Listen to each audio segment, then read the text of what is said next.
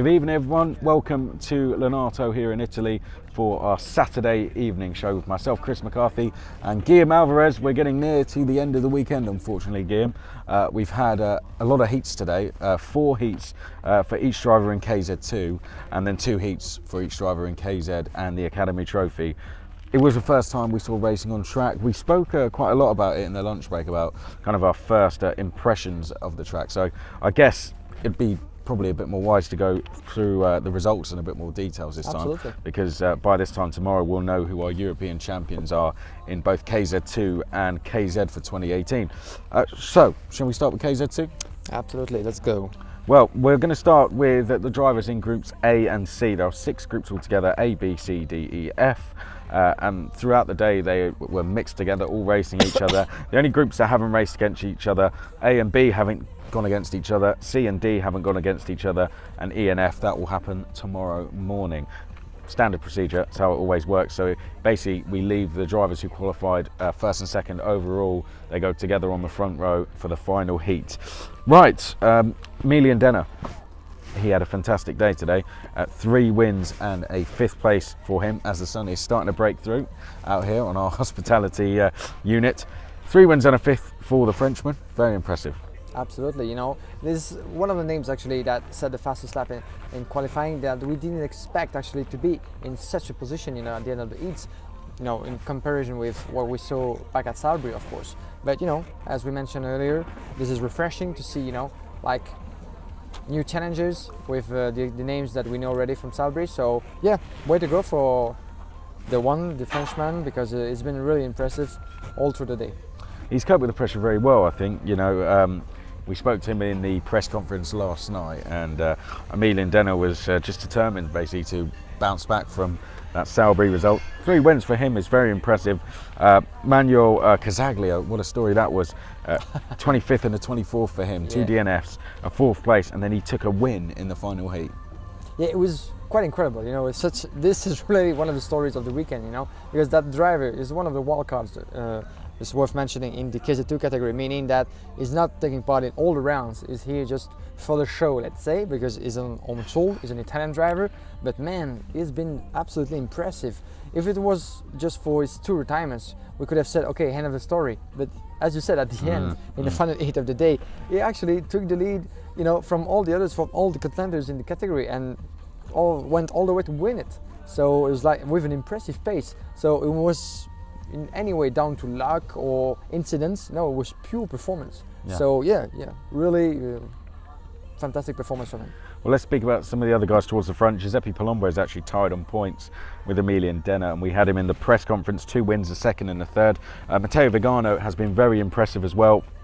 3 second place finishes, and a 3rd place finish for him. In terms of wins, no other drivers in that group actually took wins, but someone who did take 3 wins today was Riccardo Longhi. Just a shame what happened in the other race, wasn't it?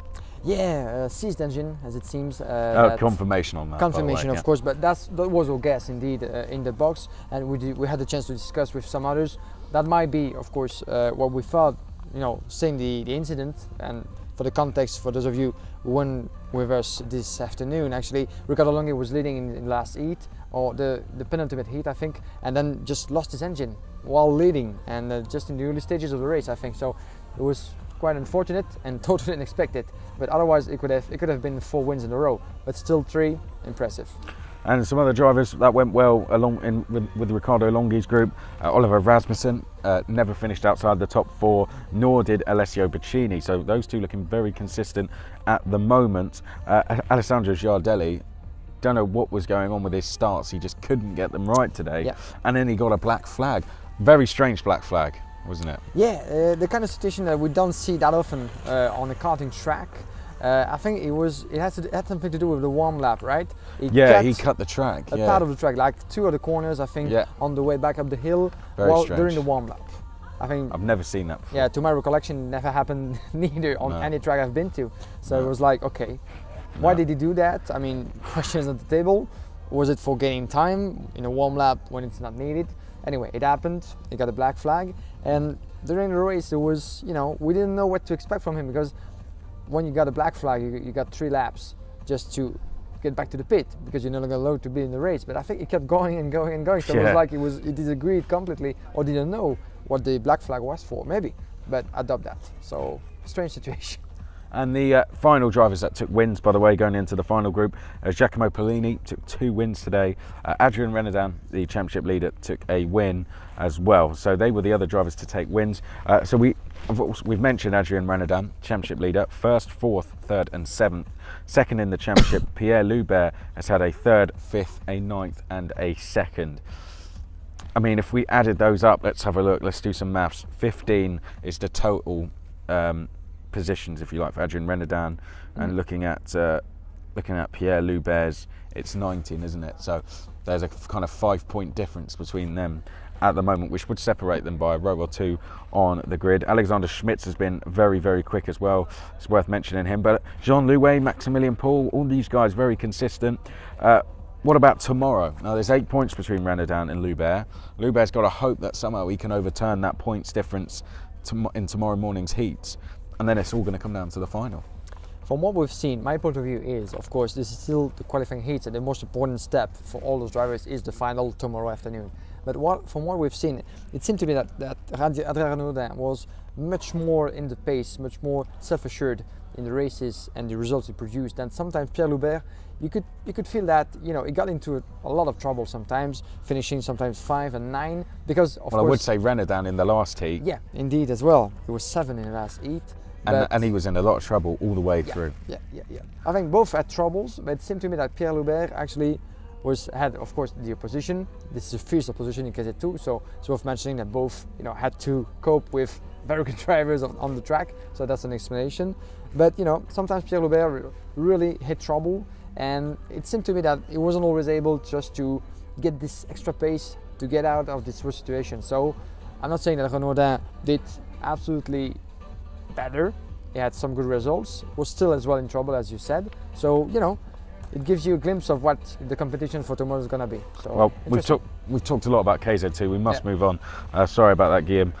We're going to keep going on then. There's an 8-point difference between 1st and 3rd come tomorrow final, so anything could happen. Academy Trophy, Mega Tunif had a fantastic day, as did Federico Albanese. Both took 2 wins, so those two look like they're going to go head to head at the front.